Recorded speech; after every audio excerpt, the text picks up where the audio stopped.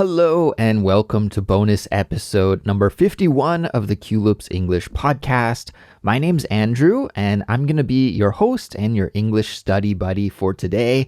Thank you for joining me. I hope you're doing well.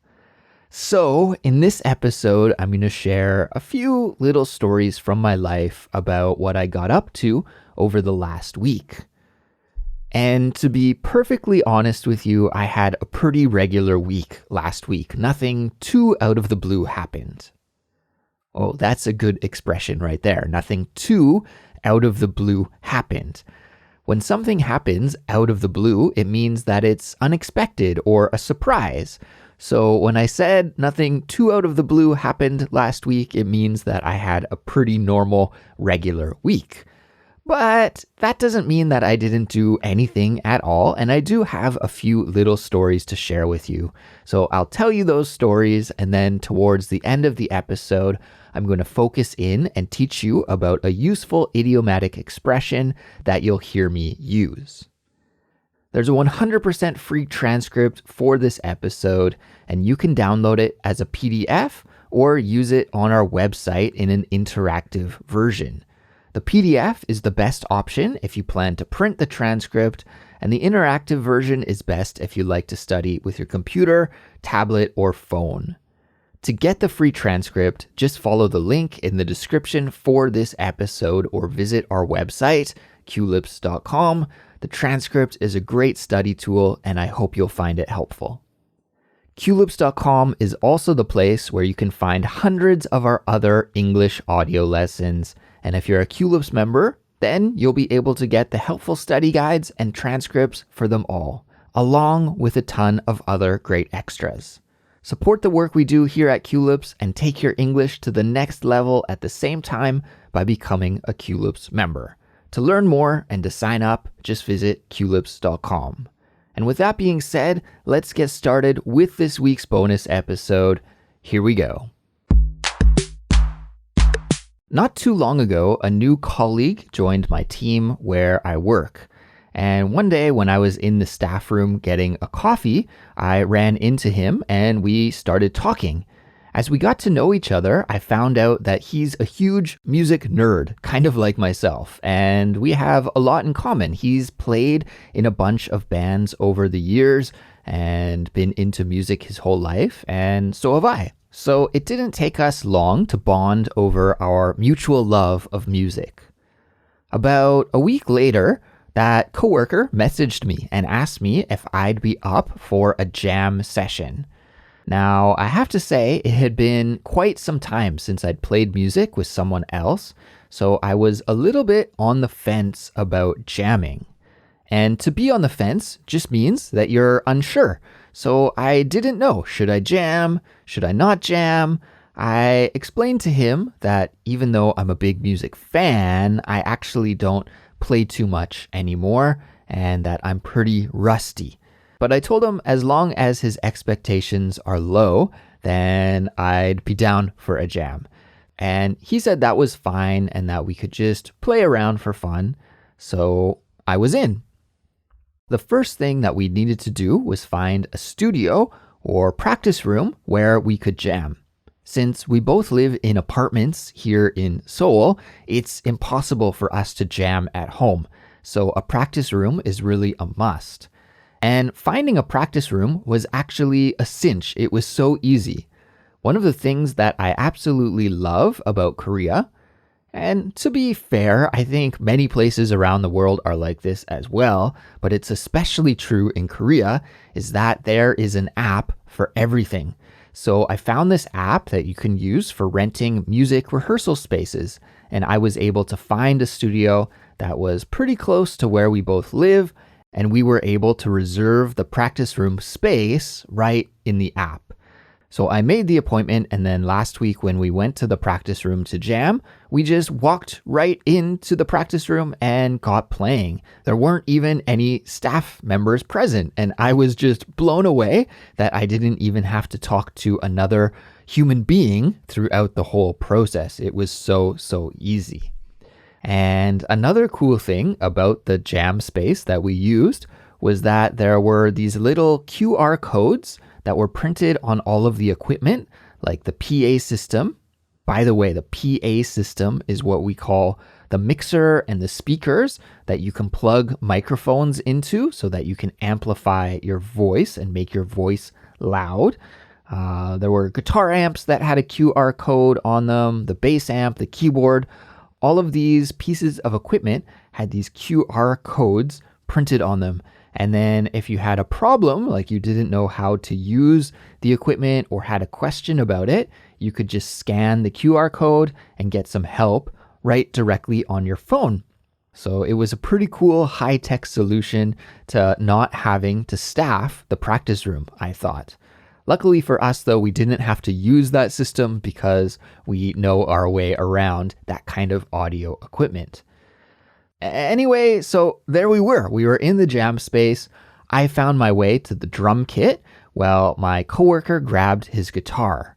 And when it comes to music, I usually describe myself as a jack of all trades, but a master at none. A jack of all trades, but a master at none. So that means that I know how to play many musical instruments a little bit, but I'm not really able to play one instrument very well. The instrument that I feel most comfortable playing is the drums, and so that's why I played drums in that jam. I jumped behind the drum kit and we just started playing together. So we booked the practice space for 2 hours and we rocked out for the whole time. We rocked out for 2 hours and it was really fun. Honestly, it must have been at least a year and a half or 2 years since I last played the drums. But even with that long break, it felt absolutely amazing to be back behind the drum kit making music again. Over the years, as life's become busier, I've come to accept that I might not have the time to play in a band regularly. It's one of those things that I've had to give up in my life. But you know what? It's still a blast to jam every now and then. It's interesting how my relationship with music has really changed over the years. I used to be all in on playing music, and that's all I wanted to do. But nowadays, I find that I just enjoy listening to it more than playing. And maybe that's because listening lets me truly appreciate the skills and the artistry of other musicians in a way that playing doesn't really allow me to do, mostly due to the fact that I'm not too skilled myself. I'm not exactly sure, but one thing that I know that is for certain is that playing the drums is one of the best stress busters that I've ever come across. And if you're ever looking for an awesome form of stress relief, then I definitely recommend drumming. When I'm drumming, my mind is completely focused on the beat. So I'm not thinking about the stresses or the worries in my life at all. I'm just trying to keep up the beat and follow the rhythm of the music. It's almost like a form of meditation in that way. On top of that, there's the extra perk of being able to hit something really hard without any consequences. And there aren't that many other activities in life that provide that kind of release. So as we finished our jam session and we took the subway home, my coworker and I talked music and reflected on our jam session. We were both stoked on the chance to play music together, and I found that it was a nice break from my usual routine. We agreed that in the future it would be fun to do it again as well when our schedules allow, of course. So that was one of the highlights from my week last week, was being able to bang on the drums. One thing that I was very thankful for was that I brought earplugs with me, which I never used to do when I played music before. And in fact, now I kind of regret that because I think my hearing is not as good as it could be if I had used ear protection all along. But the way that the jam room was set up was that the drums were right by the PA system and the guitar amp. So I think without those earplugs, I probably would be deaf right now. So that was a very good call to bring the earplugs. But one thing that's not totally fine are my arms and wrists. They seem to feel a little sluggish and heavy after getting that intense drumming workout. We have this saying in English, use it or lose it. Use it or lose it. Have you heard that expression before? And I think that's definitely true for the muscles in my arms that I use while I drum. Because after not playing drums for so long, those muscles have really grown soft. And so much so that when I was jamming, I felt really sluggish playing the drums, especially up-tempo, faster songs. I actually told my coworker that my brain knows how to play these fast songs, but my arms can't keep up. That's the way I felt like. I felt like mentally I could play, but physically I couldn't play. So I think if I want to get back up to the level of drumming that I used to be able to do, then I'm going to need a little bit more practice time. We'll see if I do that or not. I'm not sure. But all in all, I had a nice little break from my regular routine last week with that jam session.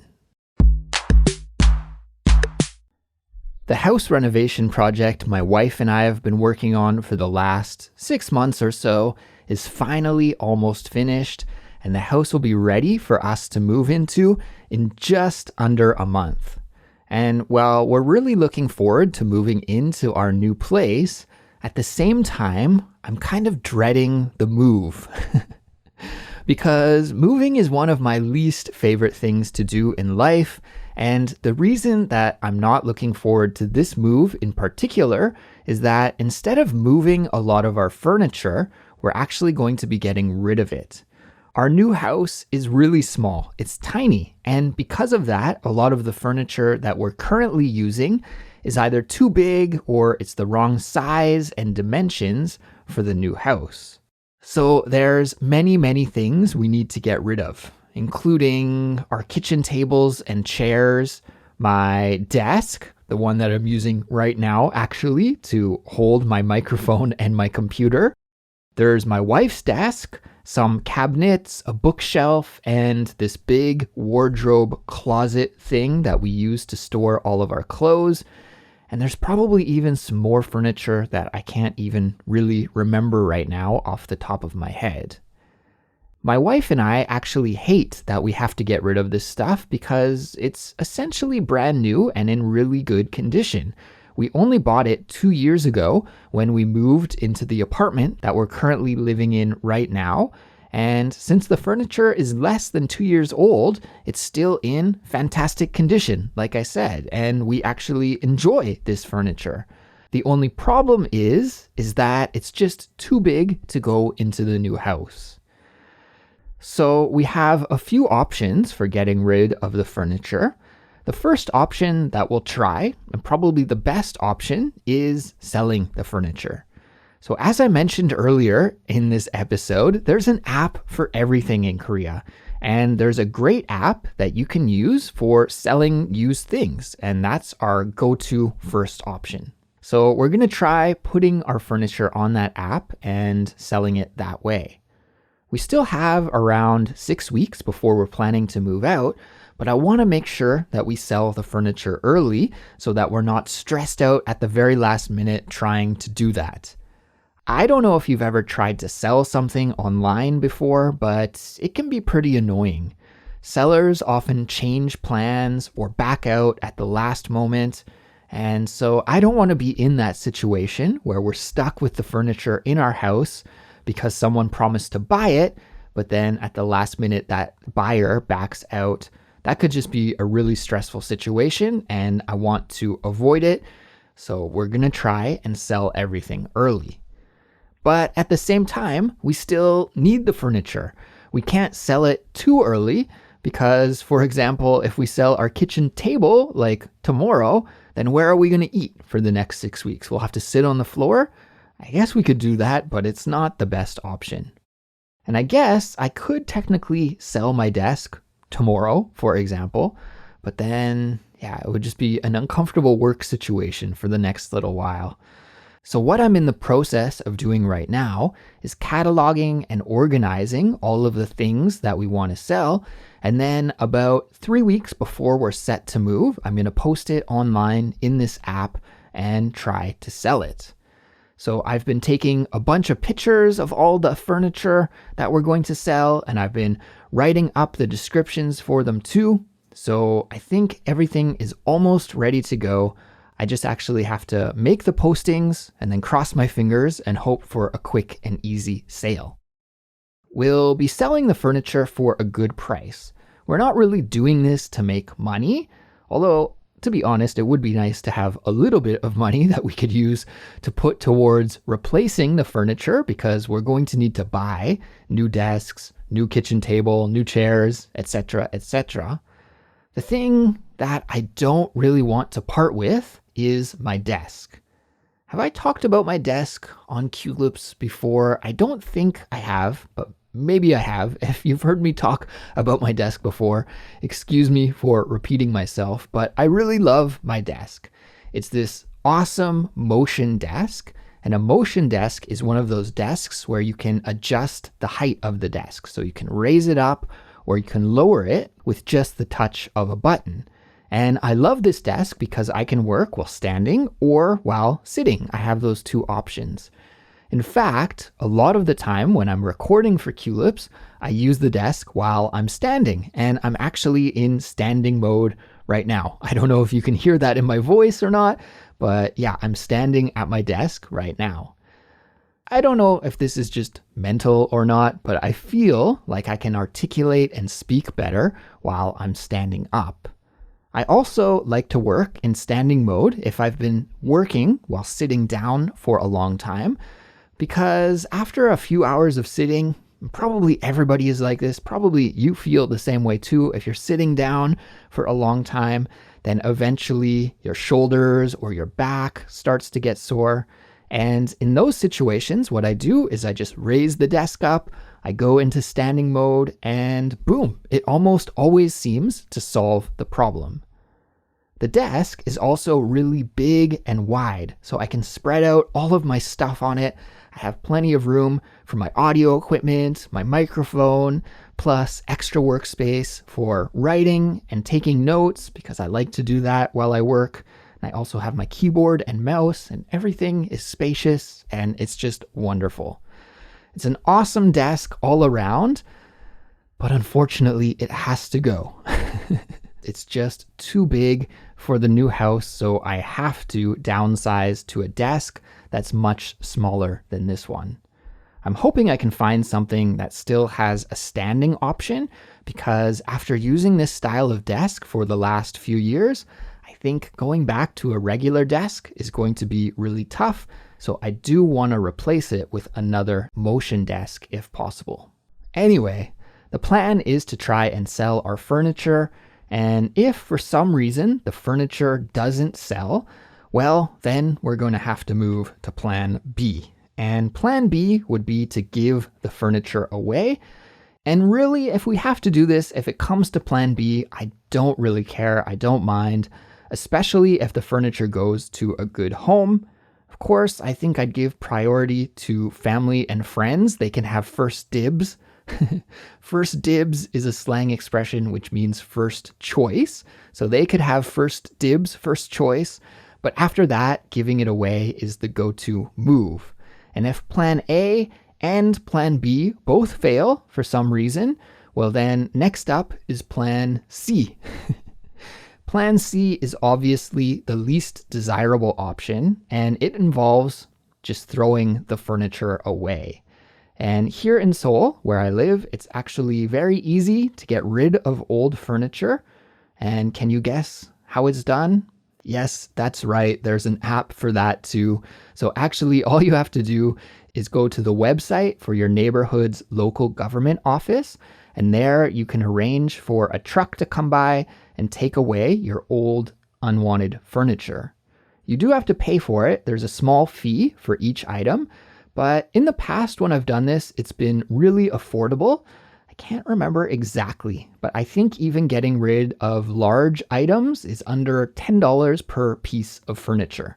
So the way it works is that you pay the fee online and you arrange for a pickup time, and they give you a number. And so you take that number and you write it on a piece of paper or print it out, and then you attach that to the piece of furniture. And then you put your piece of furniture outside on the scheduled day, and the truck comes by and takes it away for you. I'm not exactly sure what they do with the furniture next, if they recycle some of it or resell it or just take it to the dump. But either way, if you have some old furniture that you need to get rid of and there's no other options, well, then doing it this way is the easiest and best way to do it. These days, my wife is very, very busy handling a lot of the finishing touches and the details with the renovation project. And unfortunately, as much as I would love to help her out with that side of things, and I am trying to do the best that I can, due to language barriers and knowledge gaps, it's just much easier and more straightforward if she handles those things directly. So she's in charge of that part of the project. And for me, it's my task, my job to sell all of the furniture. So I've been assigned this task. It's my responsibility. It's my job. And if you're in the market for a used desk, please let me know. On Tuesday, we hosted our monthly Culips Members live stream, and it was a fantastic event. I want to say thanks one more time to all of the members who joined us, and especially a big shout out to all of you who called in to chat with me. And I have to also apologize to all of the members who called in but didn't get a chance to speak with me because we ran out of time. I'm really sorry about that. We had more callers than I could accommodate, but I hope you'll all be able to participate next month. The topic we discussed centered around our English language learning wins and failures, and it was super interesting to listen to your stories, sharing the ups and downs of your English journey. And the conversations that we had during the stream really highlighted, in my opinion at least, the common experiences that we all share as language learners. And that is that there's going to be good times and bad times in our language learning journey. But what matters the most is being consistent and not quitting, persevering towards our goals. So I appreciate everyone who joined us on Tuesday. And if you're a Culips member who missed the live stream, then you can catch the replay on the Culips dashboard. We'll be hosting our May live stream towards the end of the month, and I'll announce details about that soon. So please stay tuned for that update. And now it's time for this week's vocabulary lesson. Before I let you go, I'd like to teach you a useful English expression that you actually heard me use in this very episode. The expression is to be in the market for something. To be in the market for something. Did you hear it when I used this expression a little bit earlier? In fact, I used it when I was telling you the story about how I'll be selling some of my furniture before I move into my new house. Why don't we go back and listen to that part of the story a couple more times, just so we can hear how I used it in that natural context. So let's do that now. Here we go. And if you're in the market for a used desk, please let me know. And if you're in the market for a used desk, please let me know. Now that we've heard it again, let's talk about what to be in the market for something means. Actually, I think you might be able to guess this one. What do you think? What do you think it means to be in the market for something? Well, let me explain. To be in the market for something is an idiomatic expression that means that you're interested in buying or acquiring something. And we use this when we're talking about people who are actively looking or considering purchasing an item or a service. So, for example, if you're in the market for a desk, then it means you're interested in buying a desk. Okay, easy, right? And in that something part of the expression, that's where you insert the item that you're interested in buying or acquiring. So this expression is really common. It's an important one to know. And I think we mostly use this expression when we're talking about making a big purchase.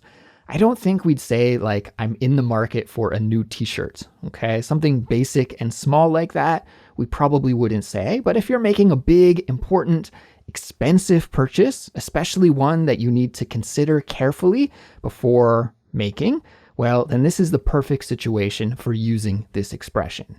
So things like cars, computers, expensive home appliances, those kinds of things are the things we mention when we use this expression. So now we've got it, right? We know that to be in the market for something means to be interested in buying or acquiring a service or an item or a product. So let's hear how we can use this expression in a natural way in our own English speaking by listening to some example sentences. I've prepared 3 for you. Let's take a listen to the first one now. Here we go. Example sentence number 1. My parents are in the market for a new car because their old one is starting to have too many problems. My parents are in the market for a new car because their old one is starting to have too many problems. Let's break that example sentence down. In that example sentence, we hear the speaker say that his parents are in the market for a new car because their old car has many problems. So they're in the market for a new car. It means that they're considering and thinking deeply about buying a new car soon. Example sentence number 2. Next month, after I save up some more money, I'll be in the market for a new smartphone to replace my outdated one. Next month, after I save up some more money, I'll be in the market for a new smartphone to replace my outdated one. Let's break this example sentence down. In this example sentence, the speaker says that after he saves up some money, he's going to be in the market for a new smartphone. So he's got an old smartphone, it's kind of outdated and not so good anymore. He wants to upgrade to a new phone. So to communicate that idea, he says, I'll be in the market for a new smartphone, meaning that he will want to buy a new smartphone in about a month's time. Example sentence number 3. They had been in the market for a new house for months before they found their dream home. They had been in the market for a new house for months before they found their dream home.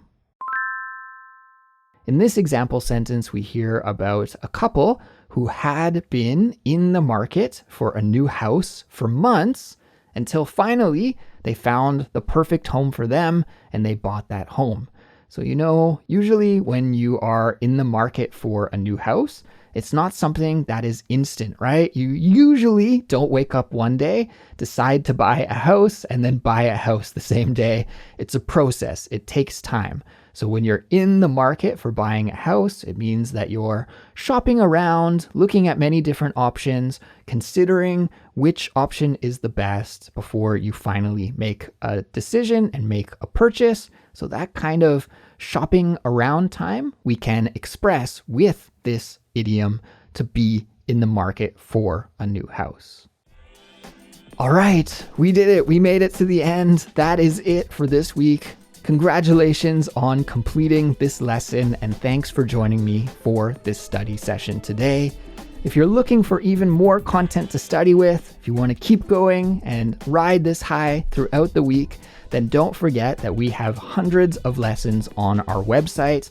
And if you're a Culips member, you'll get a helpful study guide and a full transcript for each one. One more time, our website is culips.com. So have a great week, take care, and I'll be back soon with another brand new Culips episode, and we'll talk to you then. Goodbye.